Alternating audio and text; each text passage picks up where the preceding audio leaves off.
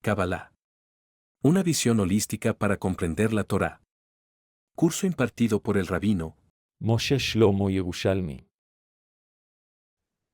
Hashem le contesta a todas las personas de diferentes maneras. A unos les contesta con un susurro, ahí al oído. Y a veces somos nosotros, comillas, los sordos, que no entendemos que Dios nos está hablando. Y creemos que es un ruido y hacemos así, esto, lo otro. Con toda seguridad que Dios te ha contestado y seguramente por tu cercanía, por el hecho de que hablas con Dios constantemente, Dios está cercano a ti.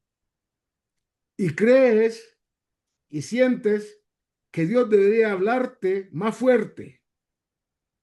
Lo que seguramente no conoces o reconoces es que Dios está tan cerca a ti que no hace falta que te grite. Presta oído nada más a lo que está diciendo y es una cosa que muchas veces nosotros mismos hemos sido testigos de, pero si esto ya lo había escuchado yo como algo interno, algo ya me había dicho esto, pero fue tan suave y fue tan, entre comillas, random, que creí que era algo que no venía. Y era Dios que estaba hablándome, me está dando respuestas. Y yo no, sencillamente no atendí. A otros que están retirados más, Dios le habla con gritos, comillas. Le dice, oye, pero te estoy contestando a lo que me estabas solicitando o me estabas preguntando, pero estás distraído por otro lado. Te estoy gritando, tratando de llamar tu atención y no, estamos distraídos. La famosa historia esa de que una persona iba caminando por la playa y al lado de sus huellas habían otras huellas. Y él se sentía que estaba realmente apoyado por Dios, que Dios estaba cerca. Y en un momento determinado, por alguna razón que desconocemos y que desconoce esta persona, de repente solo vio unas huellas. Y dijo, Dios, ¿por qué has dejado de acompañarme? ¿Por qué? En la noche, en la noche soñó que una voz le decía, oye, no seas bobito, cuando viste que no habían sino un par de huellas, eran mis huellas, pero yo te había alzado, te había levantado, te había, entre Estaba comillas, te cargando. había cargado. ¿Por qué? Porque solito no hubieses podido. Y ahí está Dios. Entonces, Dios siempre nos escucha y nos responde, y a veces somos nosotros que tenemos distracciones o no escuchamos el susurro. Normalmente cuando Dios le habla a alguien cercano, habla en susurro, cortico, suavecito. Y finalmente, sabemos, Dios está ahí presente. Alguien dijo una gran frase y es importante entenderlo. Con Dios es difícil. Sin Dios, imposible. Y esa es una gran enseñanza que nuestros sabios de la Torá y la Kabbalah nos han transmitido.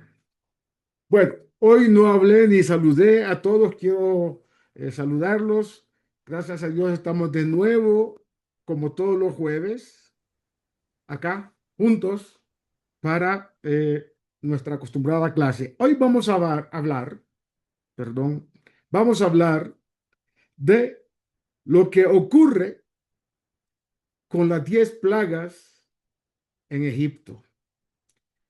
Y es interesante saber, porque cuando se hace la pregunta, se formula la pregunta a alguien, ¿dónde fue la primera vez que Dios se manifestó de manera pública y objetiva al ser humano? ¿Qué decimos nosotros?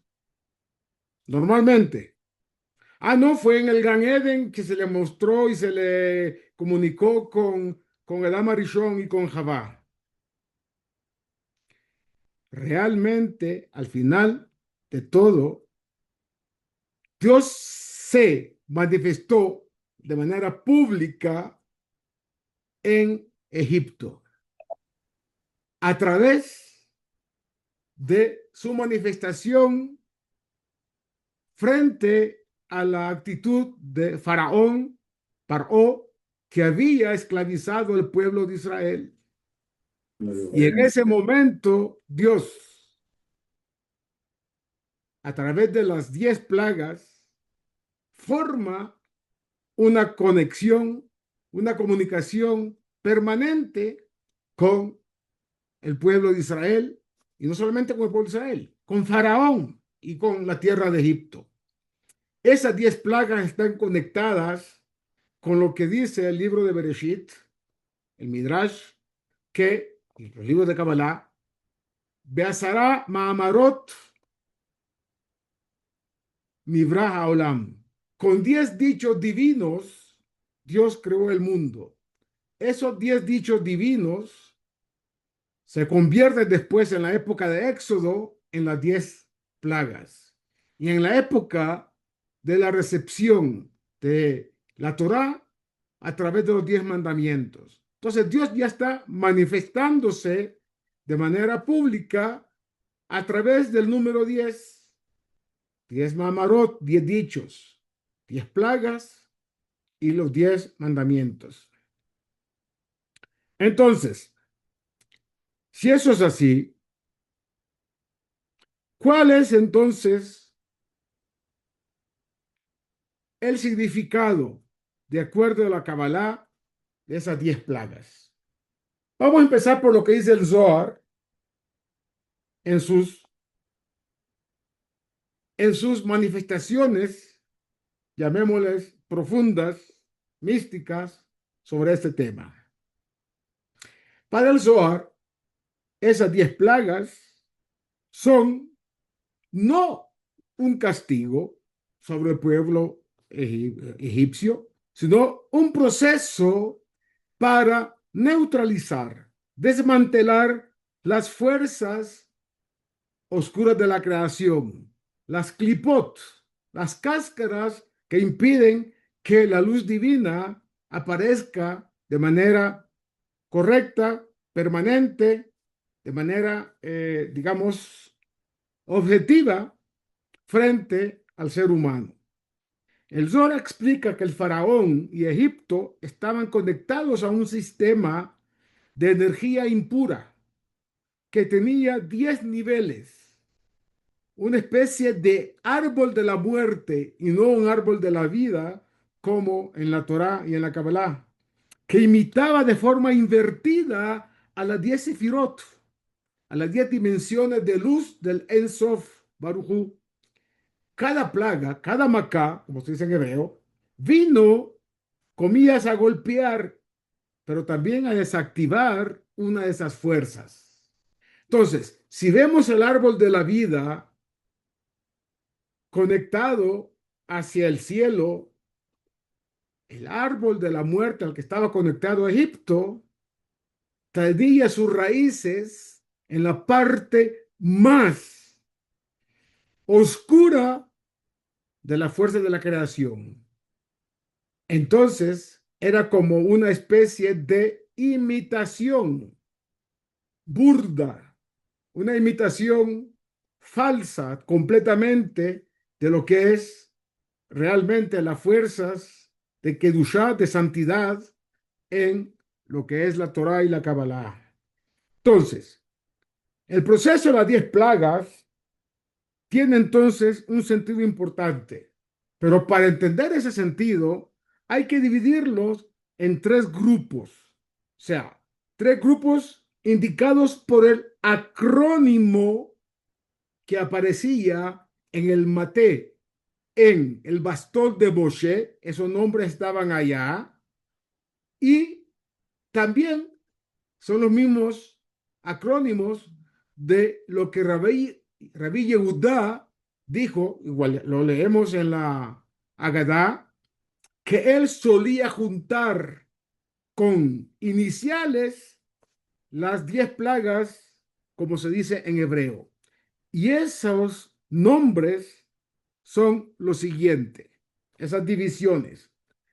De Tzach, Adash, Beahav. Las 10 plagas que puestas con los nombres que indican las fuerzas divinas, fuerzas angelicales que utilizó con el bastón Moshe, seguro, con toda la certeza que Dios estaba dando las indicaciones que debía hacer. Eso iba a transformar esas 10 plagas en 3 grupos que vamos en este momento a explicar. La primera plaga era Dam en hebreo. Dam es sangre. Esta sangre golpeó la ciudad de Malhut, por un lado, pero no de Malhut de Kedushá, sino de Malhut, o sea, de lo que era el poder, comillas, del reino de Faraón sobre la tierra. Egipto era la nación más poderosa de esa época. Y entonces golpeó la sefirá esa de Malhut del otro lado, de la Sitra Ajará. Egipto adoraba al río Nilo como fuente de vida. Claro, el limo que tiene las aguas del Nilo hasta el día de hoy, cuando desborda, irriga y tiene un fertilizante natural. Ese es, digamos, que el agente que sirvió para conectar a Egipto, al faraón y a las fuerzas oscuras de la creación, dando la sensación que era, comillas, algún dios, como ellos idolatraban al Nilo, que estaba alimentando y dando las fuerzas a Egipto como país, como nación, como cultura. Entonces, según ellos era la fuente de vida desde el punto de vista espiritual. Lo contrario, pero lo negativo, al convertir el agua en sangre, Dios demostró que la naturaleza no es autónoma. Espiritualmente representa la frialdad y el estancamiento de las emociones, óigase bien, que deben ser transformadas en pasión, pero por la luz, por Or Ensof Amit Pashet, por la luz de Ensof, del ser infinito, del creador, que permea toda la existencia y que permea todas las esferas espirituales. De todas maneras, al estar conectado con las fuerzas oscuras de la creación, lo que ocurría es que esas fuerzas opacaban la luz divina, esas fuerzas neutralizaban la conexión con la conciencia divina y por lo tanto no había manera de conectarse con Dios. La plaga segunda, que eran las ranas, cefardeas, se dice en hebreo, golpeó a Yesod, el fundamento, la parte que llamaríamos la contraparte de Yesod de Kedushá, en el lado de la Sitra Ajará, que por esa razón los egipcios durante muchísimas décadas, mucho tiempo, fueron personas que no tenían la posibilidad de procrear, estériles las mujeres y los hombres como si fuesen eunucos. Entonces, el Yesod, a propósito, comillas, el dios que tenían los egipcios como el dios de la fertilidad, era un ídolo que tenía cabeza de rana y cuerpo de mujer. Eso está dado en muchas fuentes que informan sobre este ídolo que tenían ellos. Por eso Dios, la segunda plaga que mandó fue el de las ranas, golpeando justamente ahí donde estaba la posibilidad de procrear desde el punto de vista espiritual. El Zohar dice que el croar de las ranas representaba la charlatanería, la mentira y la voz de lo negativo y su impacto en el ego de los seres humanos, que no deja escuchar la voz del alma. Representan la falta de enfoque y el deseo disperso. Y por otro lado, obnubilan el intelecto, creyendo el hombre que el intelecto es todopoderoso y no tiene límites. Ahí viene Dios y manda a estas ranas y les da una prueba de que están equivocados. La tercer plaga, que tiene que ver con lo físico, la dimensión conectada con la tierra y lo más básico, son los piojos. Kinim en hebreo. Esto golpeó a el reflejo negativo de la sefirá de Hod, en el lado de Sitra Ajará. Entonces, los magos de Egipto no pudieron replicar esta plaga. Ellos replicaron el hecho de que los bastones de ellos se convirtieron en serpientes, como el bastón de Moshe que se convirtió en serpiente cuando fue tirado al piso. ¿Ok? Y entonces quisieron replicar esto, esos magos que eran Hartumim, como lo llama la Torá. Hartumim viene de la palabra Hartum. Hay una capital de Sudán que se llama Hartum. Bueno, eso era parte de Egipto en una época y ahí estaba concentrada toda la fuerza oscura de la magia, la brujería y todo ese tipo de cosas en el Egipto de antaño. ¿Ok? Por lo tanto, esos Kinim, según el Zohar, representaban el mal que no tiene poder sobre cosas más pequeñas que un grano de cebada, dicen nuestros sabios. Representa la incapacidad del ego para controlar los detalles más ínfimos de la vida. Por lo tanto, también distorsiona, opaca el sentido de lo que sería, digamos, la conciencia del hombre por situaciones aleatorias que lo conectan con lo contrario, con las fuerzas oscuras de la creación. Segundo grupo, las plagas del espacio medio. Llámese dimensión emocional. Y acá, la plaga que sigue se llama bestias salvajes. Arov, que era una suerte de mezcla de todo tipo de fieras y animales salvajes. Entonces, esto golpeó a Netzach, del lado oscuro de la fuerza de la creación. Representa la confusión de las emociones. Cuando no hay orden espiritual, nuestros instintos animales internos, llámense ira, enojo, lujuria, envidia, se desatan, nos devoran y toman el poder sobre nosotros, sobre el alma sobre todo. La otra plaga de este grupo, segundo grupo, se llama Dever en hebreo, literalmente es peste. Golpeó a Tiferet, el equilibrio del lado de la Kedusha, pero golpeó a Tiferet, que es del lado de la fuerza oscura de la creación. Es la muerte del sentir. Representa la insensibilidad hacia el dolor, sobre todo ajeno, y una desconexión total del corazón. Y la persona se vuelve una de dos, apático, no tiene interés en nada que represente a los demás. Se vuelve narcisista, importa solamente él. Faraón fue el ejemplo no solamente de la arrogancia, ¿sí?, sino de la arrogancia en extremo. Y entonces eso le hizo realmente desconocer que era un simple mortal y que su destino, al igual que el destino de todos los seres humanos, estaba manejado por la conciencia divina.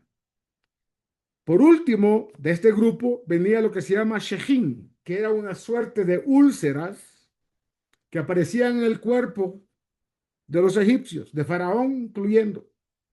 Golpeó a Geburah, Es el juicio severo manifestándose en la piel, que es el límite del cuerpo. Representa el veneno interno del resentimiento que sale a la superficie. Nosotros literalmente tenemos vestimentas. Como seres humanos, el alma está revestida por toda la parte anatómica del hombre. Digamos, nervios, guidim, suerte digamos, todo lo que une la parte interna del hombre. Luego vienen los músculos. Después de los músculos, la piel, la epidermis. Todas esas son vestimentas del hombre, que es en realidad el alma. Pero después tenemos las vestimentas, que son lo que vestimos, nuestras ropas. Pero también nuestra casa es una vestimenta. Estamos rodeados, circundados, no solamente por lo que he mencionado antes, incluyendo la ropa, sino también por nuestro techo. Qué casualidad, comillas, de que cuando aparecían las pústulas, y sobre todo en el caso de la mal llamada lepra espiritual que había en una época, lo primero que era atacado por esta suerte de enfermedad espiritual eran las paredes de la casa, luego la ropa y por último el cuerpo de la persona. Si no volvía en Teshuvá y si no rectificaba, hacía su tikkun personal, eso podía llegar a cosas terribles. Era el Cohen que venía y determinaba y daba las pautas a esta persona para poder liberarse de esa suerte de pústulas. Algo parecido pasó allá en Egipto, esas úlceras golpeando a Geburá en el lado oscuro de la creación.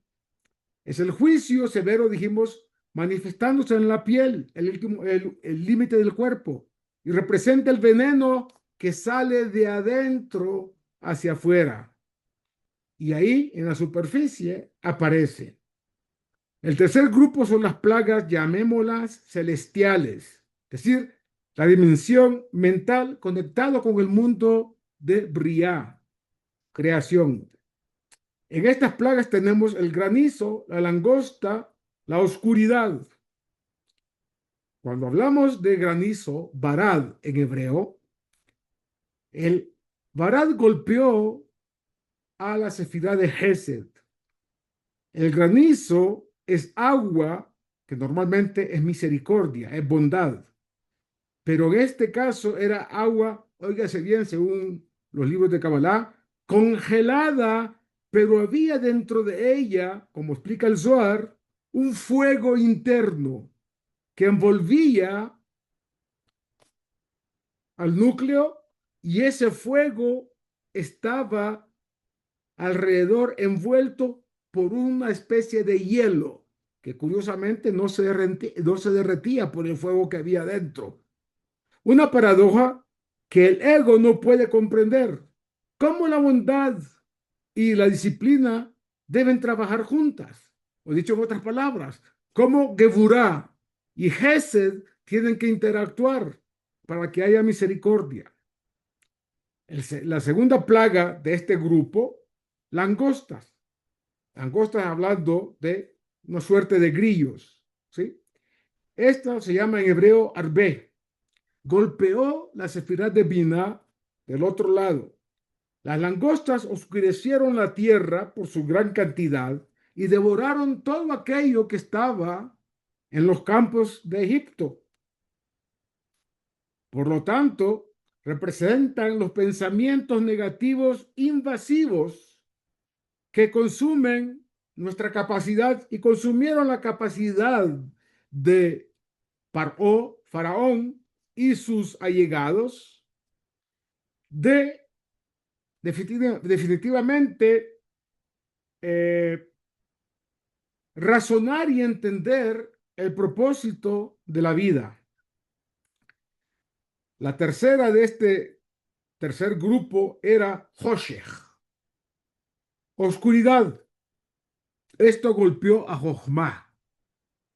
Jochma, como sabemos, es la sefirá que tiene que ver con la sabiduría, pero en este caso, del lado oscuro de la creación. No fue falta de sol, sino una luz negativa tan densa que cegaba. El Zohar dice que los egipcios no podían moverse porque literalmente estaban congelados en el lugar donde estaban. Si la oscuridad los tomó sentados, no se podían parar. Si los tomó parados, no se podían sentar. Si estaban acostados en la cama, tampoco podían separarse de esa situación. Y todo lo que veían alrededor era una oscuridad palpable. Era palpable esa oscuridad.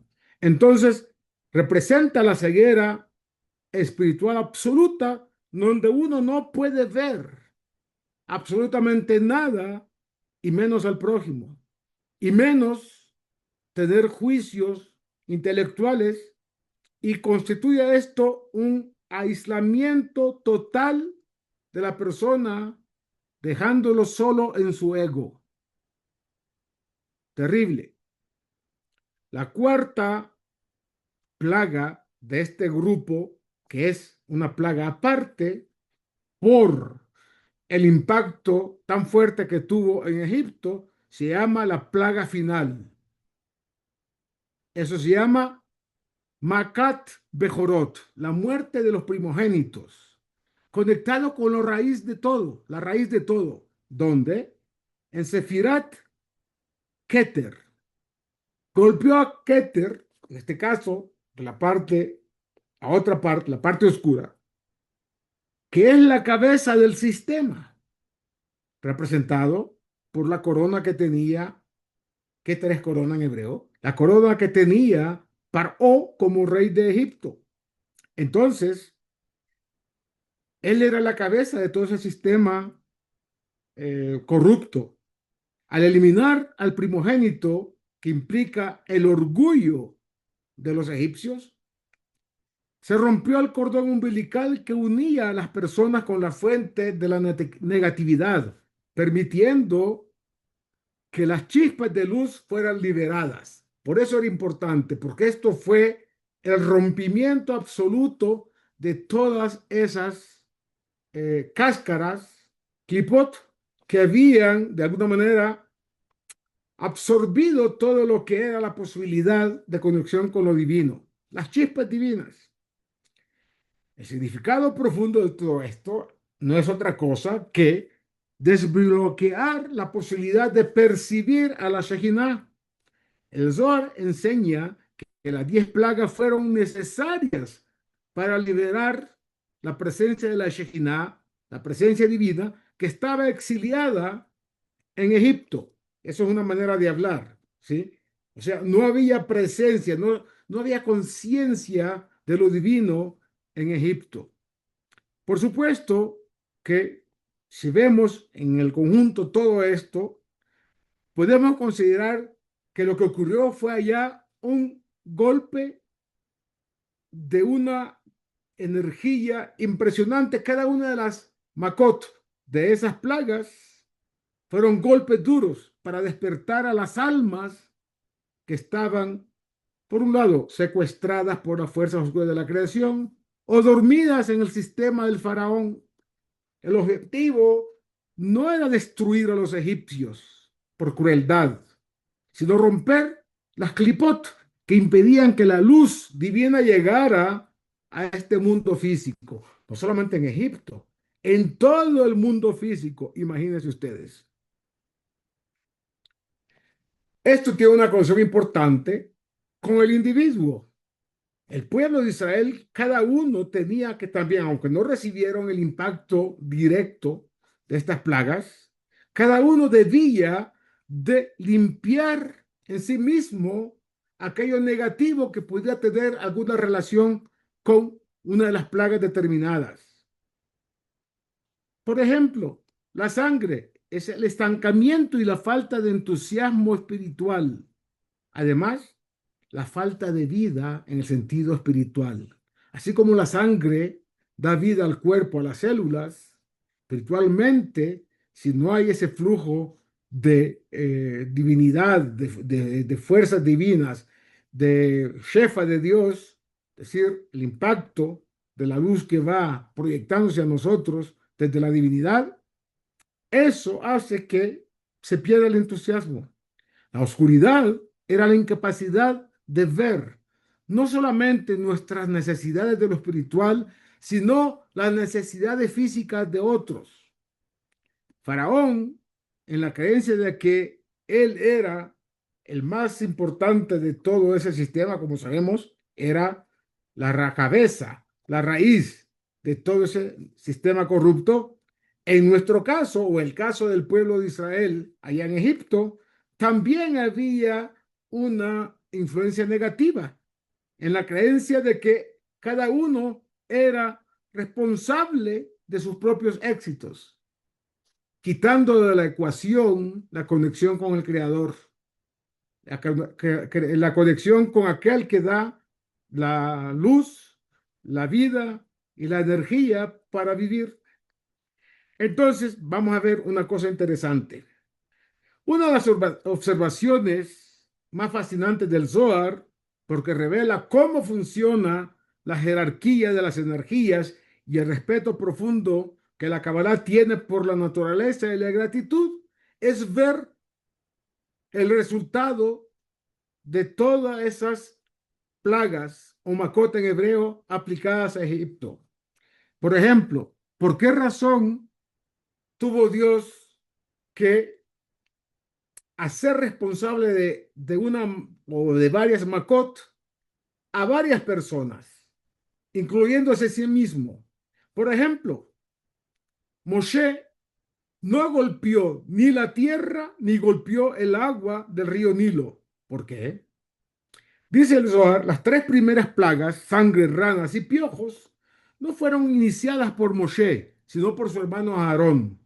¿El motivo? Gratitud. Cuando Moshe era un bebé, el río Nilo lo protegió literalmente y lo mantuvo a flote, a salvo en esa pequeña canastilla o teivá, como se dice en hebreo.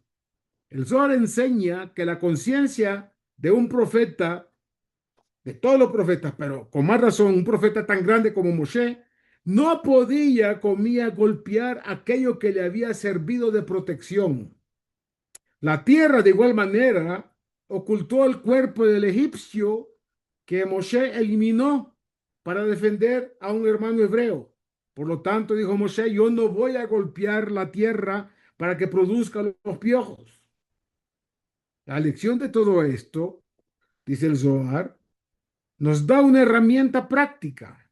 La gratitud es una protección espiritual para todos nosotros.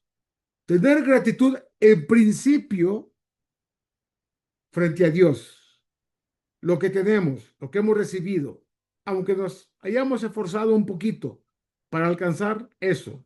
La gratitud frente a nuestros padres. Nuestros padres al final del cuento nos han dado la vida, han sido socios de Dios en nuestra posibilidad de venir a este mundo y debemos tener gratitud por todo lo que ellos han hecho. Nos cuidaron cuando estábamos pequeños, nos alimentaron hasta que fuimos capaces de procurarnos nuestro sustento. Pero el cordón umbilical con nuestra madre y por supuesto la conexión con el fundamento que representa nuestro padre nunca desaparece. Esa gratitud debe ser importante y nos ayuda para desarrollarnos espiritualmente y hacer el ticún que merece y que debemos hacer para estar siempre conectados con Dios, con la conciencia divina. Entonces, eso es importante. Toda esa gratitud genera protección espiritual, incluso hacia los objetos inanimados o elementos de la naturaleza, lo que nos rodea. Gracias a Dios porque tenemos la sombra de un árbol, porque tenemos el alimento que consumimos a diario, Y cuando le estaba explicando a alguien, a un señor de cierta edad, tengo mucho respeto por esa persona y aprecio, y yo le explicaba que la bendición que pronunciamos antes de comer es realmente no solamente darle gracias a Dios por eso que está allá, sino agradecer, agradecer al agricultor, a la persona que cuidó de la semilla, que aró y que fertilizó la tierra para que ese producto saliera. Me dijo, oiga, yo cuando voy a comprar, yo pago por ese producto. A mí me cuesta dinero, no me lo dieron gratis. Le dije, estás equivocado. Tu percepción del tema no es el correcto. Tú pagas por el servicio que te dan al traerte el producto hacia el lugar que tú puedes recibirlo y traerlo a la mesa de tu casa. Le estás pagando a aquel que transportó el producto, al agricultor que lo cultivó, a la compañía que de alguna manera te lo está ofreciendo. Sí, tienes que pagar por todo ese servicio. Por el producto mismo, si hablamos de una manzana, por la manzana no estás pagando. La manzana se paga con la bendición que pronunciamos Boré Friaetz antes de comerlo, y con eso garantizamos, dice el libro del Zohar, que ese producto se renueve, que nunca falte, que no haya hambruna, que no haya carestía. Es otra dimensión de las cosas cuando uno le agrega el conocimiento cabalístico, espiritual, sobre hechos y actos que son aparentemente banales, comunes. Si yo pago por el producto, no, no pagaste por el producto, pagaste por el servicio que te dieron. Y eso es diferente, eso es distinto. Por lo tanto, señores, si Moisés hubiera golpeado el agua, habría dañado su propio atributo de Hesed, de bondad y de reconocimiento que hay y que debe tener por la gratitud y agradecimiento a las personas. Por otro lado, aquellos eh, elementos que estuvieron conectados con otras Makot, con otras plagas que fueron a través, en este caso, ejecutadas por Aarón, el hermano de Moshe. Aquí hablamos de ciertos niveles de la Sefirot. Aarón y Moshe representan dos columnas diferentes del árbol de la vida. Aarón es la parte de la derecha, es decir, donde está Gesed, donde está Netzach, donde está también arriba Jochma, la columna de la derecha. Por otro lado, Moshe representaba la columna central, Tiferet, es decir, lo que da el equilibrio, el plexo solar, ahí donde aparecen cosas tan importantes como respirar. A propósito de respirar, en hebreo, la palabra de respirar es muy importante. Tiene que ver con la Neshama. Noshem significa una persona que respira. Y Noshem significa el proceso de inhalar y exhalar. Pero a nivel cabalístico, cuando inhalamos y exhalamos, estamos haciendo dos cosas importantes que la gente no sabe. Aire, ¿cómo se llama en hebreo el aire? En hebreo, aire se llama avir. Avir es lo que nos rodea, oxígeno, la atmósfera, los gases. Avir viene de la palabra or, luz.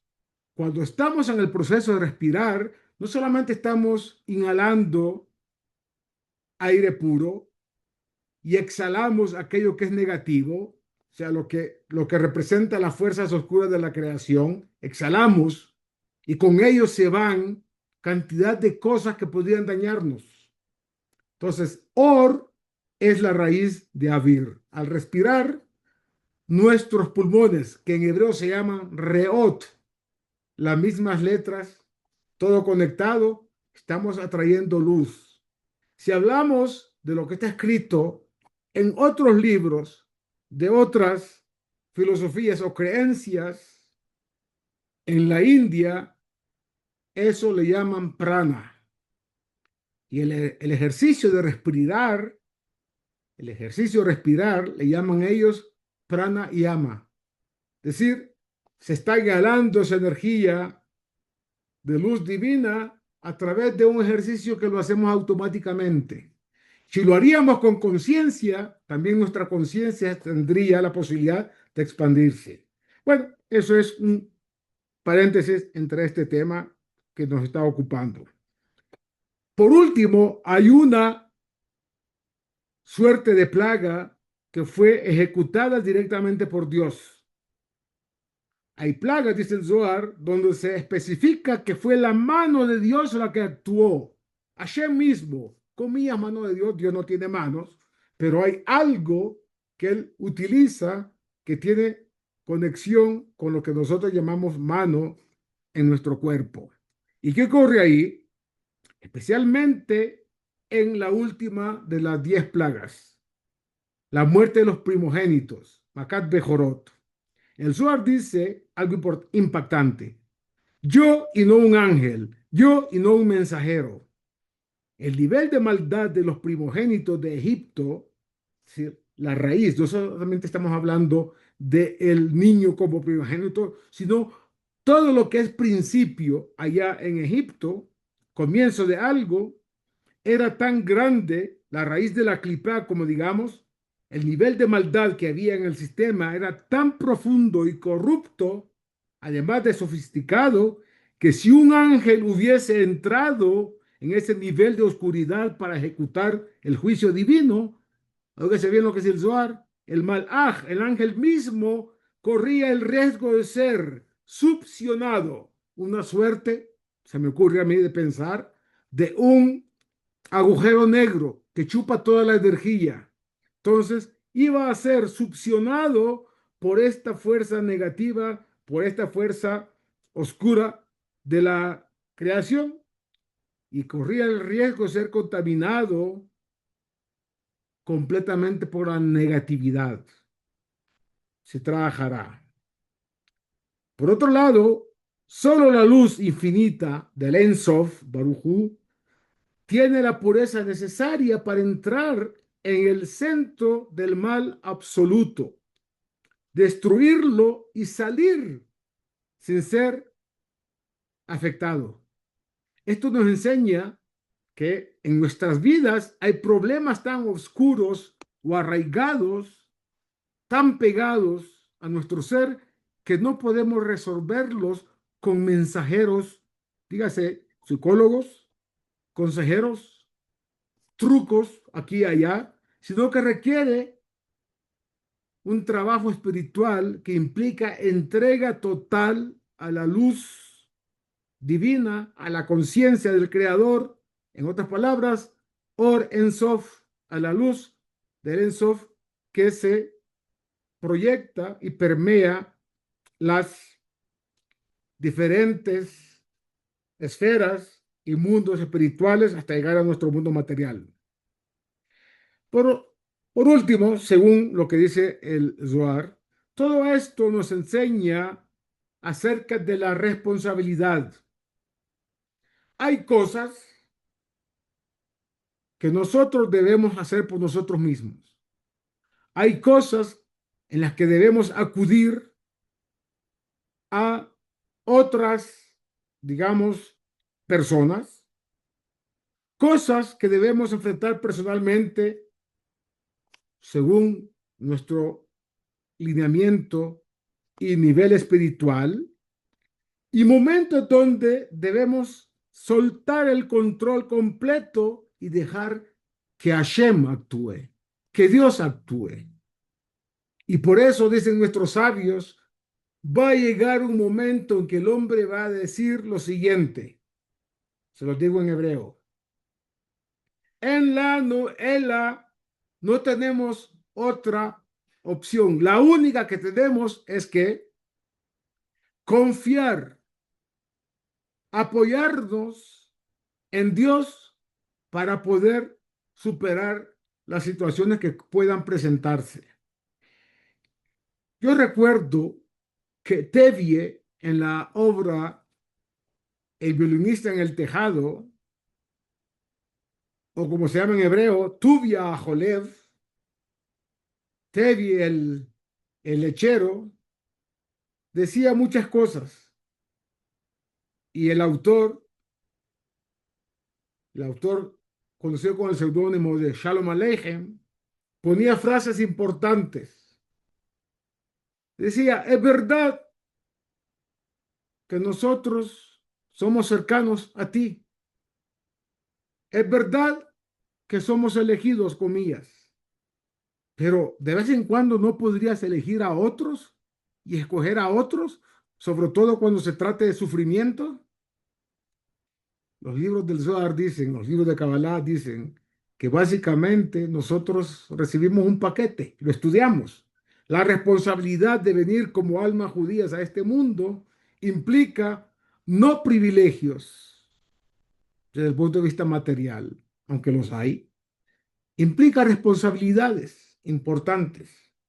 Y por eso es que las fuerzas oscuras de la creación están utilizando a políticos, a instituciones internacionales, ya saben a cuál me hago referencia, ¿sí? Que está en Nueva York, que se supone que representa a todas las naciones allá en una unidad, comillas, de naciones,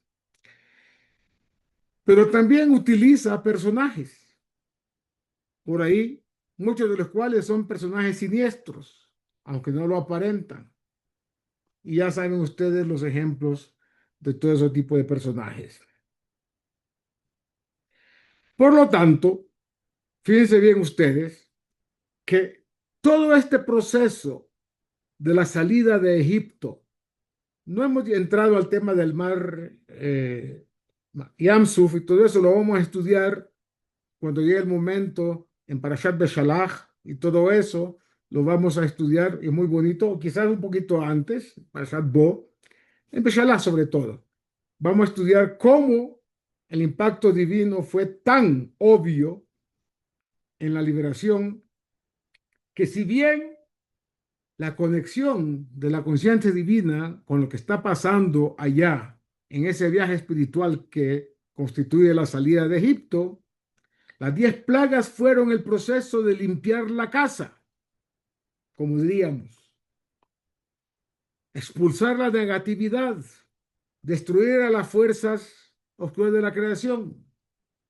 Pero hacía falta la parte de liberación espiritual, la entrega de la Torá y por último, lo que es la construcción del tabernáculo, el Mishkan, era, digamos que, el broche de oro para que el proceso de redención de toda esa esclavitud, de todas las fuerzas negativas que impactaron en nosotros, concluyera con que la luz pueda vivir en nuestro ser de manera permanente. Por eso dice en la Torá, Dios, para Shatrumá, Viazule Mikdash Veshahanti Betoham, y me haréis un tabernáculo y moraré entre ustedes. No dentro del tabernáculo, sino dentro del pueblo de Israel. Se lo vamos a explicar con más detalle cuando lleguemos a ese momento. Pero quería adelantar qué implicaba la construcción del Mishkan, como ya algo conectado a una liberación espiritual, no solamente una libertad física. El Zohar dice que no basta con salir de Egipto, o sea, la libertad física. Es necesario construir una estructura interna que sostenga esa libertad. Y el Mishkan era un antídoto contra el Egipto de cada época y de cada punto de la historia que ha afectado al pueblo de Israel a lo largo de nuestro recorrido por este mundo material. Egipto era una cultura de monumentos. Era, en principio, ustedes sabían eso, si no lo sabían, se los digo. Las pirámides no solamente eran una suerte de monumento mortuorio, era además un monumento al ego. Las pirámides representaban eso, monumento al ego. El Mishkan era una estructura móvil de humildad. En Egipto se construían para la gloria del hombre. En el Mishkan, este fue construido para que la Shekinah, la presencia divina, habite dentro del pueblo de Israel. Literalmente dentro de cada uno de nosotros, como está escrito en Éxodo 25:8. El Zohar nota que no dice que habite en el Mishkan, es decir, en el edificio, sino dentro de cada uno de los individuos que conforman el pueblo de Israel. El Zohar revela algo asombroso. Así como hubo 10 plagas para destruir el sistema del mal, el Mishkan se construye con 10 categorías de materiales y estructuras que corresponden a las 10 sefirot de luz.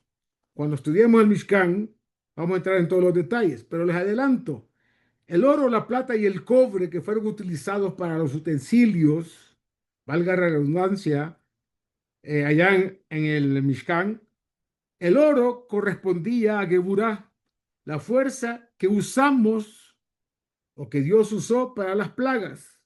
Pero ahora el oro no se usa para ni idolatría, ni para alabar los ídolos, ni para conformar ídolos, sino para construir el arca donde estaban las tablas de la ley.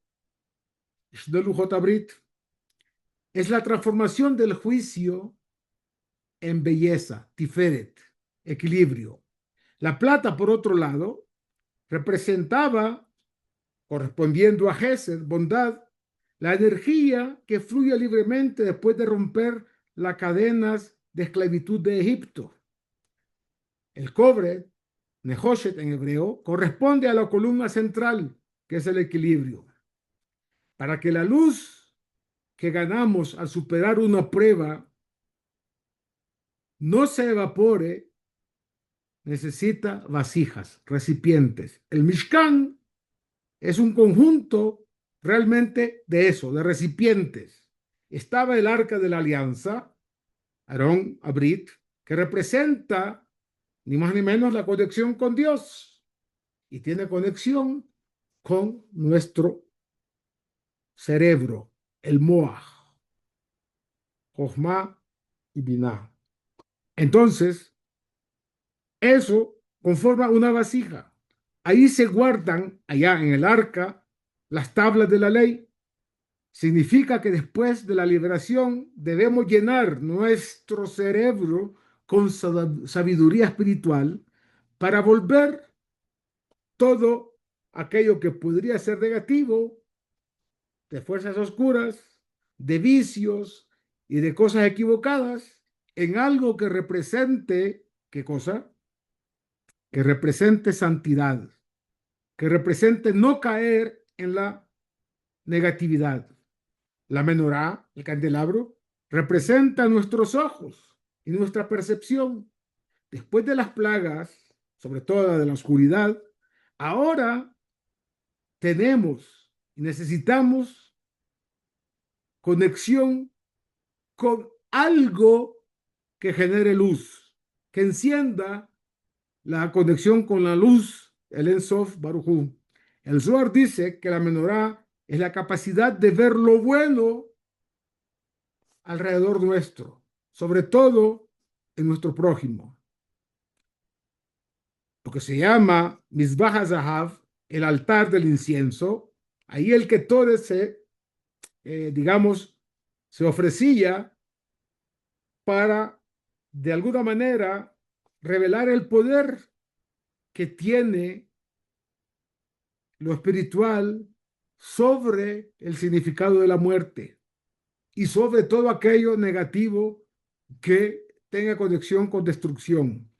En la vida diaria, leer lo que está escrito en los rezos, sobre todo en el rezo de Shacharit y de Minjá, Pitum HaKetoret, anula 11 fuerzas negativas que están dando vueltas por nuestro mundo material.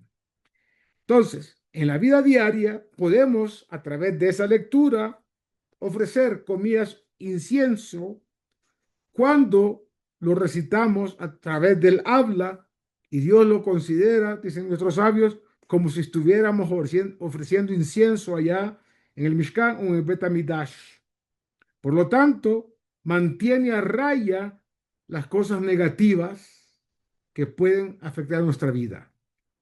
Termino esta parte diciendo que uno de mis maestros dijo que si en Europa los judíos que rezaban, y lamentablemente no lo hicieron, hubiesen leído el Pitum HaKetoret en las sinagogas, todo lo negativo que pasó en la Shoah y antes no hubiera ocurrido. A propósito, el tatarabuelo, no sé si se acuerdan aquellos que han vivido toda su vida en Bogotá, teníamos un rabino que era Hazán, el rabino Haim Obadiah. Era tataranieto de el rabino Yehudá Aftaya. El rabino Yehudá Aftaya hizo un ejercicio importantísimo cuando las fuerzas creo que se llamaba African Corps, de los nazis, estaban a punto de entrar, de invadir la tierra de Israel. Ellos estaban en Egipto. El rabbi Yehudá Aftaya subió a un avión que le proporcionó la Fuerza Aérea, un avión de transporte, y leyó, según está escrito, en todo el territorio de Israel, el Pitum HaKetoret con las kavanot, con la intención cabalística de cada una de esas palabras. Y no fue coincidencia ni casualidad que ese día que se hizo ese ejercicio en toda la tierra de Israel, el avión pasando por toda la tierra de Israel y el rabino allá leyendo con las intencionalidades cabalísticas que tiene el Pitum HaKetoret, hizo, comillas casualmente, que esas fuerzas no lograran poner pie en Eretz Israel, en la tierra de Israel. Eso se los cuento como anécdota, que su tataranieto fue uno de nuestros rabinos y era Hazán, además con una voz increíble, y estuvo durante un tiempo bastante importante en la ciudad de Bogotá.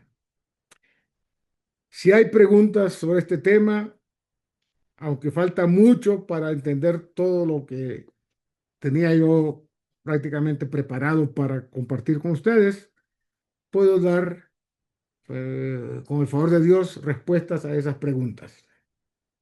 Bueno, todo quedó claro. Me alegra mucho.